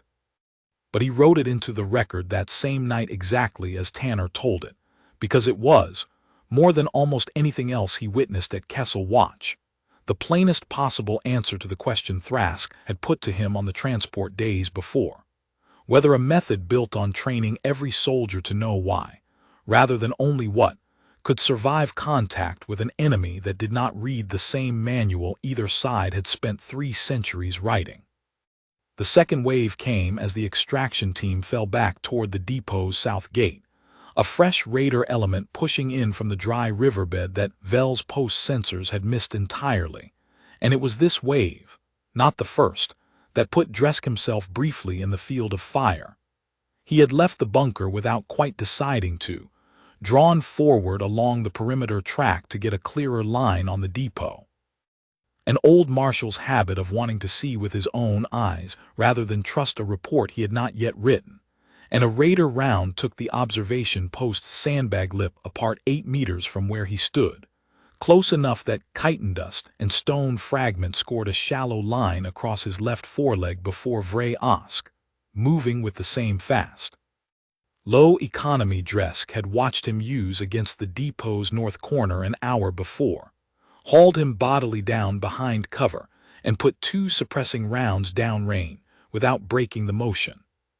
"Stay down, Marshal," Osk said, in the flat-clipped Huscast dialect Dresk had heard 1,000 times from soldiers he had never once thought to thank for it. And Dresk, folded awkwardly behind a shredded sandbag with his own blood scent rising sharp and unfamiliar in his own vents, found himself obeying a Dunshell sergeant's order without a flicker of the reflexive resistance 40 years of caste habit should have produced in him. He wrote that down too later, when his claws had stopped shaking enough to hold the stylus steady. He judged it on reflection, the most honest line in the entire report. The second wave broke against the composite company's south gate position in 11 minutes, shorter than the first engagement, because Marsh had learned the raiders' approach pattern from the first wave and repositioned his suppression teams to punish it before it could develop. A tactical adjustment made in real time under fire that Dresk recognized, even in the moment, as the same principle underlying every trial he had scored across 3 months. Not a fixed doctrine applied blindly, but a mind that watched what was actually happening and adjusted faster than the enemy could exploit the gap. The raiders broke off with the riverbed element scattered, and at least 6 confirmed casualties on their side. It was in the lull between the second wave's collapse and whatever came next that Rook Callan did the thing Dresk would spend the rest of the season trying to describe accurately in a report that had no article number for it at all. The Post's primary comm relay had taken a stray round through its housing sometime during the first wave's opening minutes, and Vel's watch spire had been running blind ever since on a backup channel too narrow to carry more than a single garbled voice at a time. No telemetry, no sensor feed, nothing that would tell Kessel Watch's overworked garrison, or anyone beyond it, where the raiding clan's main body actually stood along the dry riverbed until it was already close enough to see. Callan found the fault not because anyone ordered him to. Marsh's suppression teams were down to half ammunition, and every hand that could hold a rifle was holding one, but because he had spent the lull between waves doing what Dresk had watched him do since the supply tally on the second day of training, turning a problem that had no audience watching him solve it into a column of discrete, solvable parts. He traced the relay fault to a cracked feed line behind the depot's collapsed loading dock, spliced it under fire with a field kit never designed for the job and a steadiness Dresk would not have predicted from a boy who could not read 6 boot sizes aloud without folding 4 months before, and restored the Post's full sensor feed to the open channel a few minutes before the third and largest raider element began its approach up the riverbed. He did not report the fix to Marsh in person. There was no time and no need. The restored feed spoke for itself the moment Vel's watch spire began broadcasting clean telemetry again, and Dresk learned the particulars only afterward, from the Post's junior signals officer, who had watched Callan work the splice with the flat, unhurried patience of a man reading numbers rather than sentences, and had assumed at the time that the private was simply following an order somebody senior had given him. Nobody had given him one. Dresk wrote that detail into the record with particular care, because it was, he judged, the plainest evidence yet of what 6 weeks under Marsh's command had actually built.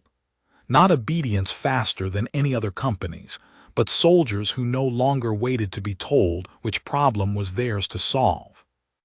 It was that restored feed, Dresk understood only later, piecing the day's account together from a dozen partial reports, that had carried the clean open channel signal all the way to Colonel Corps' own receiver on the training range 60 kilometers west. Not the broken, half-garbled traffic the backup channel had been managing until minutes before her transport lifted off, but full telemetry good enough to show her exactly where the depot's exposed flank sat and exactly how much time she had to close it. Dresk did not know, standing at the sandbagged observation lip with his own wound throbbing dull beneath its gauze, that a stammering private's 10 minutes with a splicing kit had shaped the reinforcement that would break the raiders' final push.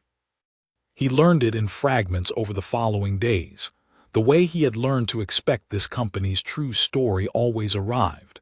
Not from the man who did the thing, who would never have volunteered it unasked, but from whoever happened to be standing close enough to see it happen and thought, afterward, that somebody ought to write it down.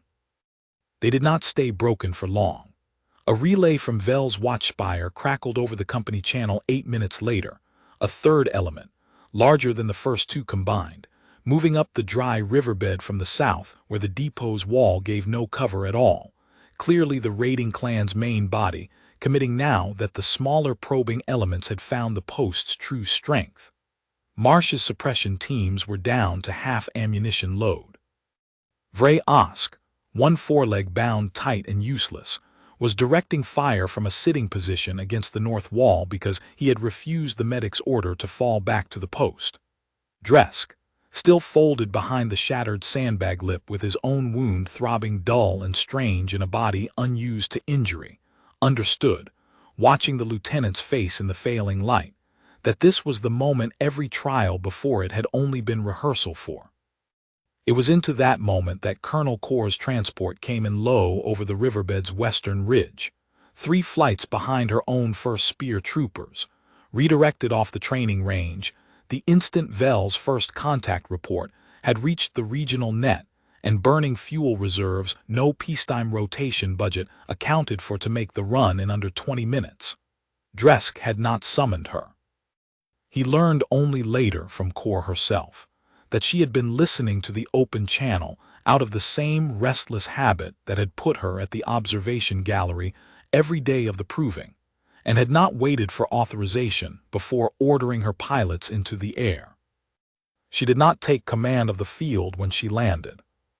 That alone told Dresk more than anything she said afterward. A colonel of the first spear, senior in rank and caste standing to a human auxiliary captain twice over, arriving at a contested position and choosing, in the space of a breath, to fold her troopers into the line Marsh had already drawn rather than redraw it around her own authority. Her fresh rifles closed the depot's exposed south wall exactly where the riverbed approach threatened it, and the raiders' main body, expecting an already bled company on the edge of collapse, met instead a reinforced line with ammunition to spare, and a defensive geometry that had not existed 20 minutes earlier. The third wave broke in under 6 minutes. Dresk watched it happen from behind the sandbags with the strange clarity injury sometimes gave a man, watched Corr herself put down a raider that had gotten inside the wire near the north corner with 2 rounds fired from a kneeling position no first spear drill had ever taught her, and understood that whatever she had come out to that riverbed believing about doctrine, she was leaving it having fought, for the first time in her career, a fight that neither side's manual had written the rules for in advance. In the last minutes before the raiders broke, Dresk watched something else he had not expected to see. Corr's first spear troopers, iron shell to the last, falling into the same flank and suppress rhythm the composite company had been running for 3 months, not because Corr had ordered it. She had given almost no orders at all since landing, Dresk noted, beyond directing her pilots to the wire, but because her troopers, watching Marsh's teams move, had simply begun matching the pattern themselves, reading it off the ground the way a soldier reads any tactic that is visibly working around him. It was not doctrine, it had no article number.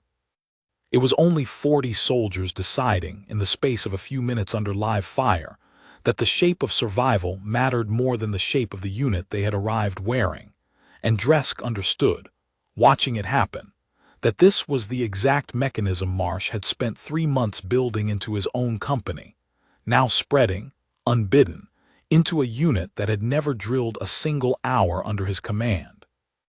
By the time the field went quiet, the convoy's 3 drivers were alive, evacuated to the post's medical bay with wounds none of them would carry past a season. The composite company had 1 dead, Private Kel Disse, bronze shell, 22 years hatched, the depot's north corner, and 6 wounded, none critical, Vray Osk among them with a raider round through the meat of his upper foreleg that would keep him off active duty for a month but would not. The post-medic confirmed within the hour, cost him the limb. Dresk stood at the depot's south gate as the light went long and orange across the dry riverbed, his own foreleg bandaged tighter than the wound strictly required by a medic who had clearly decided a marshal's dignity was worth a little extra gauze, and watched Lieutenant Eli Marsh kneel beside the covered shape of Kel Disse's body for a long moment, not speaking, not performing grief for an audience he had to know was watching, before he rose and went to check on the wounded, starting with Vray Osk. Because that was the order the man's own judgment gave him, and no regulation had ever needed to. Thrask found Dresk there some minutes later, his own scent unreadable, folded so tightly under whatever discipline the Inspector General was holding onto that Dresk could catch nothing of it at all. "One dead," Thrask said. "One dead," Dresk agreed. 3 drivers alive who would not otherwise be. A garrison platoon relieved before the raiders could press a third wave. 6 wounded who will recover. I intend to write all of it, Inspector General, in that order, because that is the order it happened in, and I am not going to arrange the facts to make your case or his." Thrask was quiet for a long moment, looking out at the depot, at the company moving among its own wounded with the unhurried efficiency of men who had trained for exactly this, and were now simply doing it. "Vel's garrison ran the same raider pattern 11 months ago," he said finally. "A smaller probe. He held the post by regulation, waited for authorized relief, and lost 4 men in the waiting because the relief was 90 minutes out, and the enemy did not wait for the Concord's chain of command to catch up to its own timetable. I read that report myself. I certified it as an unavoidable cost of proper procedure." His mandibles worked slowly. "I do not know what to certify this as." "You are not required to certify it as anything tonight," Dresk said. "You are required to let the record hold what happened, and let the High Council decide what it means. That has always been the actual function of my report, Inspector General, whatever either of us hoped it would say when you assigned it to me." Thrask did not answer that. He turned and walked back toward the post, and Dresk noted, watching him go, that for the first time in 3 months the Inspector General's gait carried none of its usual rigid certainty, only the slower, uneven step of a man whose doctrine had just cost him a comfortable answer, and given him nothing yet to replace it. Colonel Kaur found Dresk near the depot's south gate a while later, her borrowed field dressing still taped over a graze along her own foreleg, where a raider round had come closer than her first spear's record usually allowed. She did not speak for a long moment, watching the same scene Dresk had been watching, Marsh moving among his wounded, Osk directing the last of the perimeter watch from a sitting position he refused to abandon, Tanner and Skell sitting shoulder to shoulder near the wrecked grain elevator, neither one saying anything at all, the particular silence of soldiers who had survived something together and had not yet found the distance to talk about it. "I have run the hold 11 times in 6 years, Kaur said finally. "I have never once broken formation, and I have never once needed reinforcement inside 20 minutes of a first contact call. Tonight I did both, Warmarshal, and I do not know yet what to write in my own log about either." Her scent carried none of its old sharpness, only the flat, worn-through honesty Dresk had heard from her only once before, on the gallery rail 3 months prior. "I came out here believing I was answering a distress call. I am leaving having fought under a formation I did not order, that my own troopers built for themselves in the space of a few minutes, because they trusted what they saw more than they trusted 30 years of drill telling them to wait for my command to move." "What will you write?" Dresk asked. "The truth," Kaur said, and there was something almost rueful in it, an officer hearing her own conviction turned back on her by a man she had spent 3 months trying to out-argue. "I taught the Lattice for 30 years because I believed the general case was the whole of the discipline. I still believe the general case saves more lives across 100 engagements than any one company's judgment will.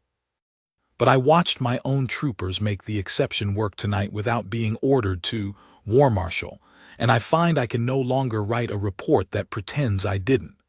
She looked toward Marsh, still kneeling by his dead. I will not stand in the council chamber and call this a fortunate accident. It would be the first lie I have told the record in 30 years, and I find, having watched what 6 weeks did to a company I was certain would break, that I am no longer willing to tell it. She left him there, and Dresk watched her go, and understood that whatever verdict the High Council eventually reached, the woman who had petitioned to end the composite company's evaluation 9 days before would not be the one arguing against it when the hearing finally convened. The hearing convened 9 days later in the High Council chamber at the Concord Capitol, a vaulted hall of dark stone and cold light that Dresk had stood in perhaps a dozen times across 40 years, and never once with a report this heavy in his claw. Colonel Corr spoke first, as senior officer of record for the Provings Oversight Board, and her account was, Dresk noted with a marshal's professional respect, entirely accurate. She did not exaggerate a single infraction, did not need to because the infractions themselves, laid out in order, article by article, formed a list long enough to end a career on their own weight.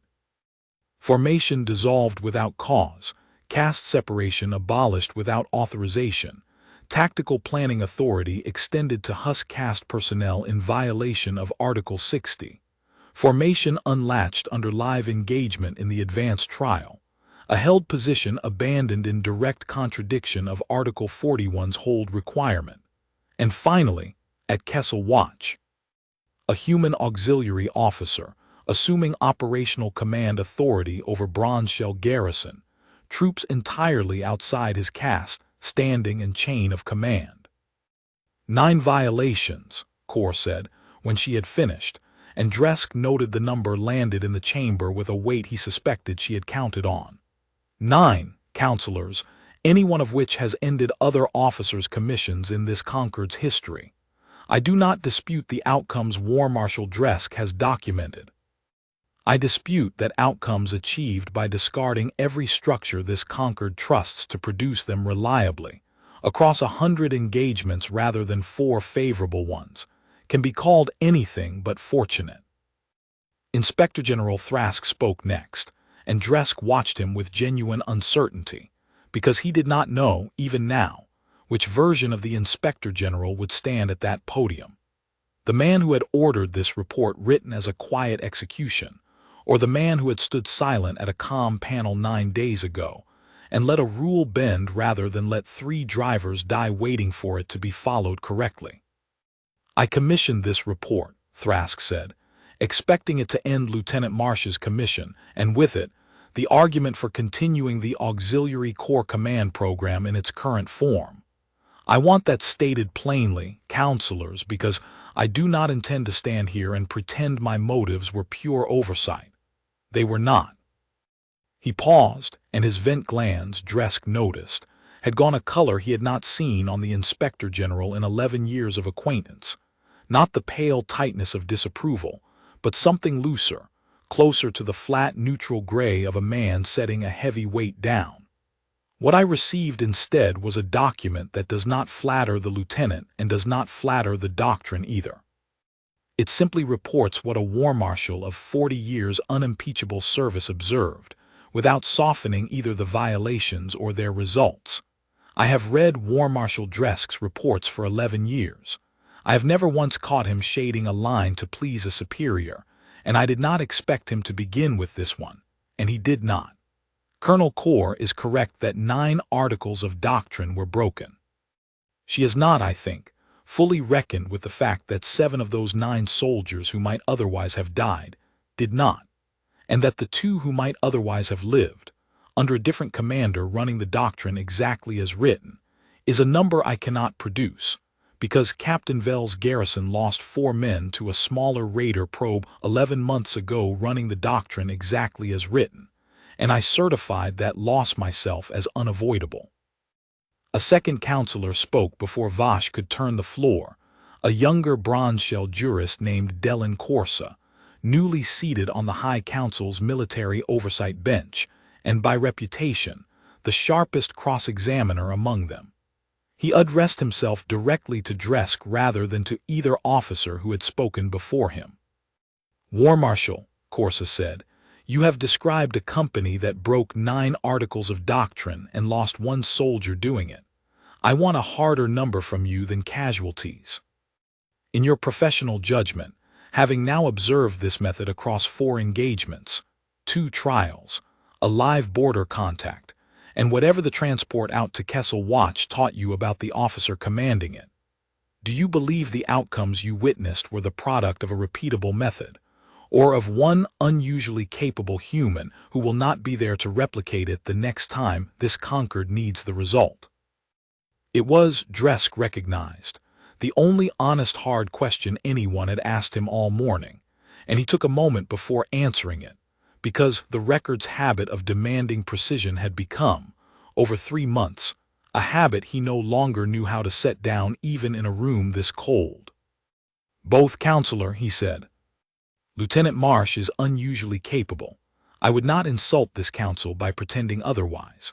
But I watched a Dunshell sergeant run a flank assault with more discipline than the doctrine that trained him ever credited him with, and I watched an Ironshell colonel's line troopers fall into an unfamiliar tactical pattern within minutes of watching it work, without a single order compelling them to.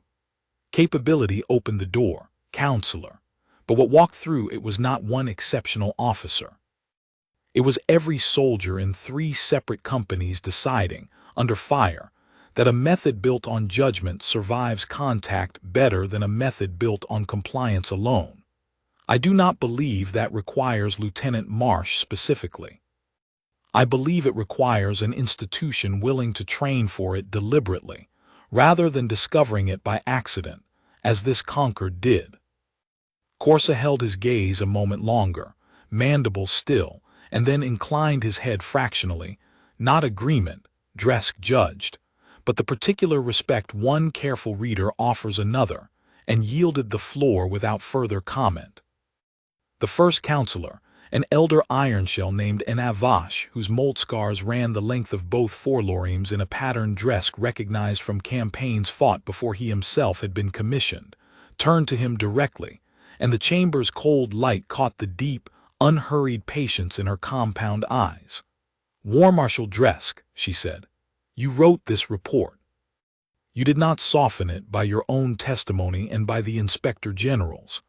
I will ask you the only question that matters to this council today, and I would have your honest answer, not your diplomatic one. Should the Lattice, as written, survive contact with what you witnessed at Kessel Watch?" Dresk stood a long moment before he answered, aware of Cor's flat, watchful gaze, of Thrask's stillness, of the report itself sitting closed on the podium before him, every line of it exactly as true as he had known how to make it. "The Lattice has served this Concord for 3 centuries because it is, in most engagements, correct," he said. "I do not believe Lieutenant Marsh would disagree with that. He told me so himself, on the transport to Kessel Watch, in words plainer than I could improve on. But I have spent 3 months documenting a company that survived 4 separate engagements. This doctrine's own defenders predicted it could not survive, and I have watched it survive them not by ignoring discipline, counselors, but by replacing a doctrine that tells every soldier what to do with a doctrine that trains every soldier to know why. So that when the ground stops matching the manual, the soldier does not need to wait for an order that may arrive 90 minutes too late. I do not believe the Lattice should be discarded. I believe, having watched what I have watched, that it should be taught alongside the judgment to know when it no longer applies, and that this Concord has spent 3 centuries training officers to follow the first half of that lesson, and has never, until a human auxiliary lieutenant proved otherwise on a training range this season, seriously attempted to teach the second." The chamber held still for a long moment after that, the particular quiet of a body of officers reconsidering, in real time, the shape of an argument they had walked in already certain of. First, Counselor Vosh looked at the closed report on the podium, and then at Core, and then, last, out the tall, narrow windows toward the drill yards below, where a formation of cadets ran the Lattice's opening pattern in the cold morning light, exactly as they had for 300 years. "This council," she said, "will not court-martial an officer whose command decisions this Concord's own senior evaluator has certified, in writing, as having preserved more lives than the doctrine he violated to achieve it. Lieutenant Marsh's commission stands and is confirmed at the rank of captain effective this hearing over the composite company's continued command." She paused, and something in her tone shifted, settling from ruling into instruction. Further, this council directs the Doctrine Office to review Article 41 and Article 60 for revision, incorporating adaptive command principles as demonstrated in Warmarshal Dresk's report, to be taught alongside, not in place of, existing Lattice formation training at every officer academy in the Concord, beginning with the next commissioning class. Inspector General Thrask will chair the review. Warmarshal Dresk's report is entered into the permanent doctrine record as founding reference. She looked down at Core, whose scent had gone entirely flat and unreadable, the look of an officer recalculating a career's worth of certainty in the space of a single ruling. "Colonel, your objection is noted, and it was not wrong to raise it. It was only, in this instance, outweighed by the count of the living." The hearing broke not long after, the chamber emptying into the cold stone corridor, outside in the unhurried, murmuring way Concord officers dispersed after a ruling too large to discuss loudly in the room where it had been made. Dresk found Marsh waiting near the outer doors, still in the same crooked-collared field coat he had worn on the parade yard 3 months before, standing with the same unhurried patience, as though a court-martial and a captaincy were 2 branches of the same unremarkable tree. "Congratulations, Captain," Dresk said. Marsh's mouth moved, not quite a smile. The flat human expression Dresk had learned meant something closer to relief than triumph. "Vray asks out of the medical bay next week," he said. "I'd rather talk about that than the rank, honestly. He's earned a real command slot, not just a sergeant's stripe with extra duties nobody writes down. I'm going to put that in front of the review board if the Doctrine Office is actually rewriting Article 60. I expect they will find that request harder to refuse than they would like," Dresk said, and found, saying it, that the small dry humor in his own voice was not something he had planned, only something that had grown in him somewhere over the last 3 months without his notice. "You didn't have to write it the way you wrote it," Marsh said. 9 infractions. You could have buried the outcomes under the violations, and nobody would have questioned a Warmarshal's judgment call. I have spent 40 years believing a report that lies to protect a good outcome is no better than one that lies to bury it," Dresk said. "I did not intend to break that habit for you, Captain. I intended only to write down exactly what I saw, and it happened this time to be worth seeing." He paused at the corridor's end, where the cold light from the tall windows fell across the stone floor in long formal bars, and looked back once at the closed chamber doors behind them, where his own report, entered now into the permanent record under his own name, would outlast every officer who had argued over it that morning. "That is, I think, the only rule I never once saw you break, Captain Marsh. You did not follow the Lattice, but you never once lied about what you were doing instead, and in this Concord, that turned out to matter more than the 9 articles it cost you to prove it." He left it there, because the record at last had nothing further that needed adding, and walked out into the cold, bright morning to find Vray Osk waiting by the transport, upright on his own 4 legs despite the medic's orders, ready, as he had been for 11 years and would now be for however many remained, to follow an officer worth the following. 3 months later, on a parade yard considerably tidier than the one where this account began, Dresk stood again at a gallery rail, though this time he had not come to observe an infraction at all. The Doctrine Office's revised curriculum entered its first trial rotation that season, taught alongside the Lattice rather than in place of it, exactly as First Counselor Vosh had ordered, and Dresk had accepted Thrask's invitation to sit as a guest evaluator on its opening cohort. An invitation the Inspector General had extended, Dresk suspected, at least partly to see for himself whether a method built around a single unusual officer could survive being taught to cadets who had never met Eli Marsh at all. Captain Vray Osk ran the cohort's tactical wing, the first Dunshell officer in the Concord's history to hold a training command over mixed-caste cadets, and Dresk watched him correct a young Bronzeshell cadet's formation spacing with the same flat, unhurried patience Dresk remembered from a ravine floor 3 months before, and thought, not for the first time, that the Concord had spent 3 centuries mistaking a man's caste for the ceiling of his competence, and had needed a human stubbornness to prove the ceiling had never been load-bearing at all. Skell stood at Osk's shoulder that afternoon, wearing the collar insignia of a training instructor rather than a line trooper, his cracked carapace long since healed over in a pale seam he had stopped bothering to hide under a dress wrap, and called range corrections to a mixed pairing of cadets, 1 human, 1 Dunshell, in the same clipped cadence he had once used only for Tanner, on a marksmanship line nobody senior had thought worth watching. Rook Callan sent Dresk a written report that same week, unprompted, 3 paragraphs long and entirely, without a stammer on the page, describing the signals course he had been accepted into at the Corps Technical Academy on the strength of a recommendation Marsh had filed personally. The same recommendation, Dresk noted, that directly contradicted the 8-month-old file entry calling the boy's voice an unacceptable liability. Dresk wrote back 4 lines, more than he had written in personal correspondence to any soldier in a decade of service, telling him only that the record remembered exactly what he had done at Kessel Watch, in full, under his own name, and always would.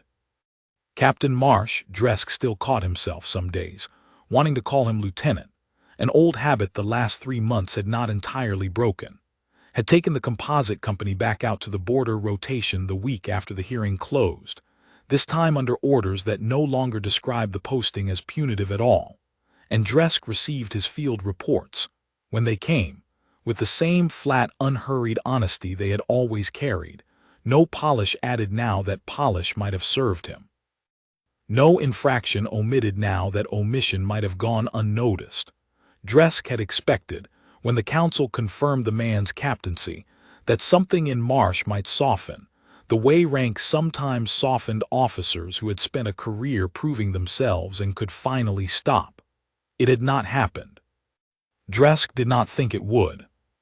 He closed his own file on the matter that evening, not the record itself, which the Doctrine Office had already entered into permanent reference under his name, but the private log he had kept alongside it, the one with no article numbers and no columns, the one that had started, 3 months ago, as a single unplanned line about a company's rising morale and had grown, without his quite intending it, into the fullest account of his own 40 years he had ever set down. He wrote a final entry, shorter than he had meant it to be, because he found, once he began, that the truth of it did not require more words than this. I came to this posting believing my only duty was to record what a system did. I leave it understanding that a system is only ever what the men inside it choose to do with the rules they are given, and that the rarest thing I have witnessed in 40 years of service was not a soldier who broke those rules, but one who never once lied about why. He set the stylus down, and did not pick it up again that night, and outside the window the parade yard's lamps burned steady over ground where, for the first time in 3 centuries, a Dunshell captain and a human officer's protégés drilled side by side under a doctrine finally wide enough to hold what both of them actually were.